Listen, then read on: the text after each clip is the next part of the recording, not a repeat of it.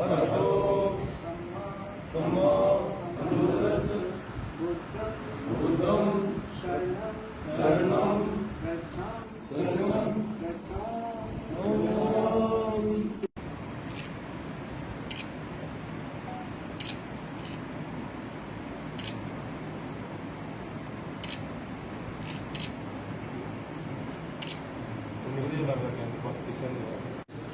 बुद्ध पूर्णिमा है और पूरे विश्व में महात्मा बुद्ध को याद किया जा रहा है। उनके बताए हुए रास्ते पर लोग चलने के लिए आज प्रण लेते हैं और महात्मा बुद्ध की जो टीचिंग है उन पर बात होती है।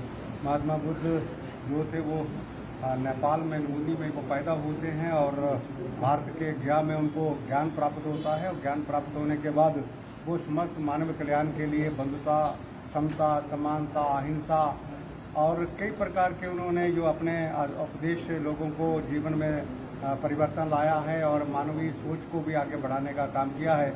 उनका ये कथन था और ये कहना था कि आदमी को बुद्धि और विवेक से मान रहे हैं। यहाँ ये किसी बड़ी किताब में लिखी हुई है।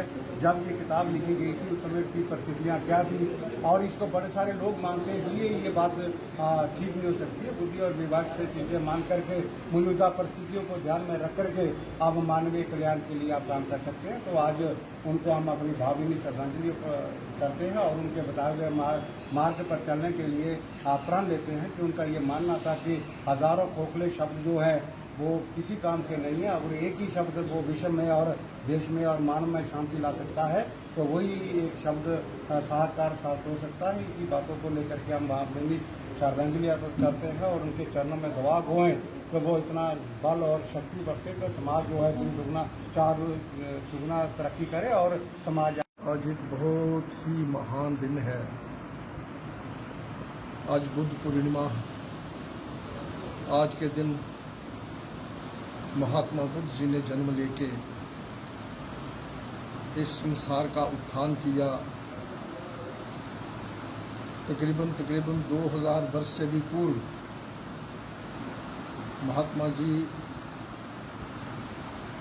राजा सुधोधन के यहाँ पैदा हुए और इनका नाम सिद्धार्थ रखा गया।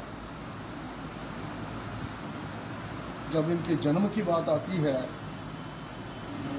तो इनकी माता ने एक पेड़ के नीचे इनको जन्म दिया।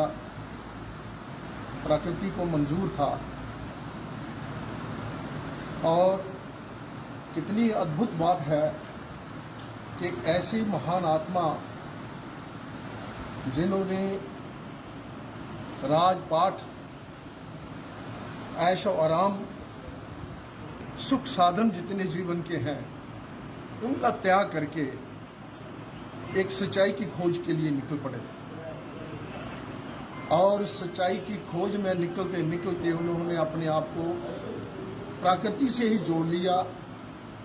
और अगर किसी कोने में अगर हिंदुस्तान की पहचान है वो महात्मा बुद्ध जी की तरफ से, उनकी वजह से है। और भी हमारे भारत में बड़ी विभूतियाँ हैं, लेकिन पूरे आलम में अगर हिंदुस्तान को जाना जाएगा तो महात्मा बुद्ध की पवित्र धरती ये धरती। और उन्होंने सच्चाई को जब खोजा तो उसको लोगों तक वो सच्चाई का पैगाम देने के लिए अपने 5 अति प्रिय शिष्य लेके उनको खोजा, उनको भी खोजा, वो भी साथ छोड़ गए थे। और उनमें हमें प्रमुख जो थे आनंद जी थे और उन्होंने ये ज्ञान बांटा पूरी विश्व को।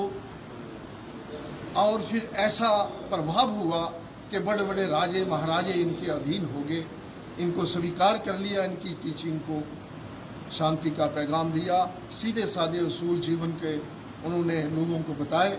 और जो कंट्री उस पर चले वो सुख साधन से संपन्न, वहाँ कोई जात पात नहीं, ऊंच नीच नहीं, वहाँ बिल्कुल प्यार और मोहब्बत है और साइंटिफिक सोच है।